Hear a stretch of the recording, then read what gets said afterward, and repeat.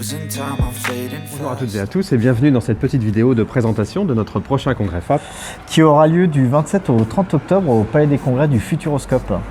Alors aujourd'hui nous allons parler d'un de nos conférenciers, mais avant de commencer je voulais te donner ça.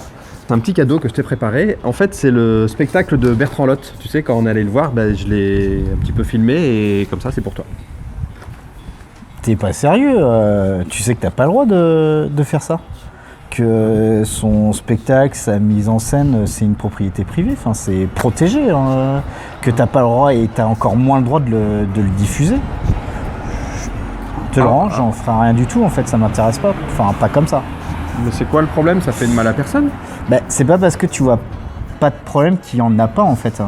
Non, je le ferai plus, mais effectivement, tous ces problèmes de propriété intellectuelle, on connaît pas trop ça en fait. Et notamment la propriété intellectuelle appliquée à la magie, c'est quelque chose que l'on ne connaît pas. On ne sait pas si on a le droit de faire un tour en public, on ne sait pas si on a le droit de réutiliser le texte de quelqu'un d'autre, on ne sait pas si on crée un nouveau tour, on ne sait pas comment le protéger, comment faire en sorte qu'on ne nous le vole pas, on ne connaît pas tout ça. Effectivement, les réponses à ces questions sont essentielles en magie. Et c'est pourquoi Pierre Fleury, donc qui est à la fois universitaire spécialisé en propriété intellectuelle et aussi magicien, nous propose une conférence sur ce thème-là. Donc droit des marques, droit des brevets, droit d'auteur. Il va nous préciser tout ça, nous spécifier tout ça, nous expliquer tout ça. Et tout ça va nous aider à être de meilleurs magiciens. Ça prévoit un petit peu de mots de tête tout ça là.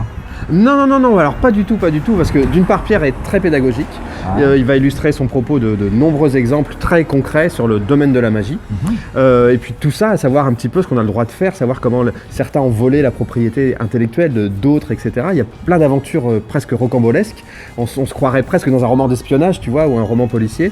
C'est vraiment palpitant, et ça va être une conférence vraiment très intéressante, et encore une fois qui va nous apprendre énormément sur ce point-là de l'art professionnel de la magie, du spectacle, et qui est souvent méconnu.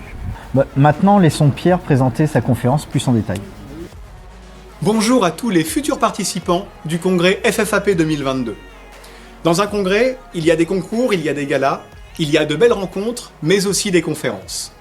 En octobre prochain, j'aurai le plaisir d'être avec vous pour vous proposer une conférence en lien avec les images qui sont situées juste derrière moi. Ces images, ces symboles, vous les connaissez, ce sont ceux de la justice, ceux du droit.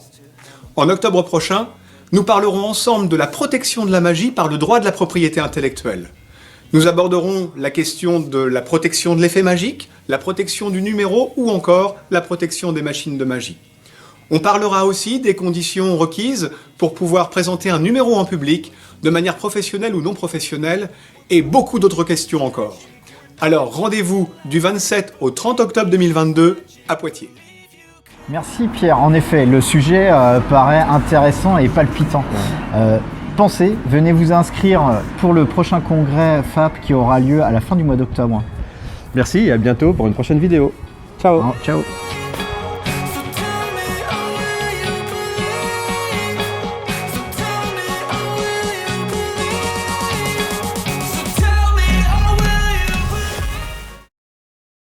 À Chasseneuil du Poitou. Du futur. Alors, avant de commencer...